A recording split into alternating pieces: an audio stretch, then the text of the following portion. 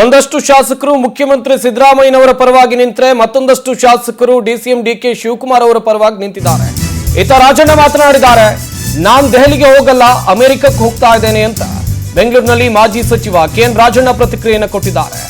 ಅಧಿಕಾರ ಹಸ್ತಾಂತರದ ಬಗ್ಗೆ ಇತ್ಯರ್ಥ ಆಗಲೇಬೇಕು, ಗೊಂದಲ ನಿವಾರಣೆ ಆಗಬೇಕು ಅಂತೇಳಿ ಕೆಎನ್ ರಾಜಣ್ಣ ಹೇಳಿಕೆಯನ್ನು ಕೊಟ್ಟಿದ್ದಾರೆ. ಈಗಾಗಲೇ ಮುಖ್ಯಮಂತ್ರಿ ಸಿದ್ದರಾಮಯ್ಯನವರ ಜೊತೆಯಲ್ಲಿ ಶಾಸಕರ ದಂಡೆ ದೆಹಲಿಗೆ ಹೋಗಿದೆ. ಕೆಎನ್ ರಾಜಣ್ಣ ದೆಹಲಿ ಪ್ರಯಾಣವನ್ನ ಮಾಡಲಿಲ್ಲ, ಅದರ ಬದಲಾಗಿ ಅವರು ಅಮೆರಿಕಕ್ಕೆ ಹೋಗ್ತಾ ಇದ್ದಾರೆ. ಇತ್ತ ಅವರು ಕೊಟ್ಟಿರುವಂತ ಹೇಳಿಕೆ ಏನು ಅಂತ ಹೇಳಿದ್ರೆ, ಅಧಿಕಾರ ಹಸ್ತಾಂತರದ ಇತ್ಯರ್ಥ ಆಗಲೇಬೇಕು. ಈ ನವೆಂಬರ್ ಕ್ರಾಂತಿ, ಡಿಸೆಂಬರ್ ಕ್ರಾಂತಿ, ಇವುಗಳ ಬಗ್ಗೆ ಹೇಳಿಕೆಯನ್ನು ಕೊಟ್ಟಿದ್ದು ಇದೇ ಕೆಎನ್ ರಾಜಣ್ಣ. ನಾನು ಪದೇ ಪದೇ ನಿಮ್ ಮೂಲಕನೂ ಹೇಳಿದ್ದೀನಿ, ಪತ್ರದ ಮೂಲಕನೂ ಹೇಳಿದ್ದೀನಿ, ಈ ಗೊಂದಲ ನಿವಾರಣೆ ಆಗ್ಬೇಕು. ಈ ಗೊಂದಲ ನಿವಾರಣೆ ಆಗದಿದ್ರೆ ಪಕ್ಷಕ್ಕೂ ಕೂಡ ಡ್ಯಾಮೇಜ್ ಆಗ್ತದೆ, ಆಡಳಿತಕ್ಕೂ ಕೂಡ ತೊಂದರೆ, ಅದು ಕೂಡ ಡ್ಯಾಮೇಜ್ ಆಗ್ತದೆ, ಎಫೆಕ್ಟಿವ್ನೆಸ್ ಹೋಗ್ತದೆ.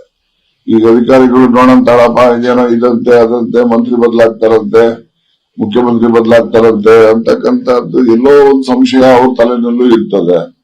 ಅದರಿಂದ ಮಂತ್ರಿ ಬದಲಾಗ್ತಾರೆ, ಹೊಸ ಮಂತ್ರಿ ಬರ್ತಾರೆ, ಏನ್ ಹೇಳ್ತಾರೆ ನೋಡೋಂತ ಒಂದಷ್ಟು ಜನ ಇರ್ತಾರೆ, ಇನ್ನೊಂದಷ್ಟು ಜನ ಮುಖ್ಯಮಂತ್ರಿನೇ ಬದಲಾಗ್ತಾರೆ, ಏನಾಗ್ತದೆ ನೋಡೋಣ ಇರುವವರು ಇರ್ತಾರೆ.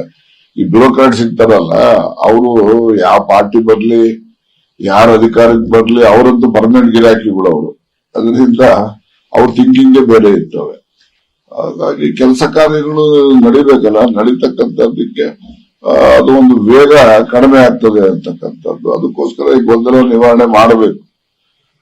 ಮುಖ್ಯಮಂತ್ರಿಗಳನ್ನ ಮುಂದುವರಿಸೋದು, ಅವರಿಗೆ ರಿಶಫಲ್ಗೆ ಅವಕಾಶ ಕೊಡೋದು ಅಥವಾ ಬದಲಾವಣೆ ಏನು ಹೈಕಮಾಂಡ್ ತಲೆನಲ್ಲಿ ಏನಿದೆ ಅದನ್ನ ಅವರು ಜಾಗ್ರತೆ ತೀರ್ಮಾನ ಮಾಡಬೇಕು, ವಿಳಂಬ ಮಾಡಬಾರದು ಅಂತಕ್ಕಂಥದ್ದು ನನ್ನ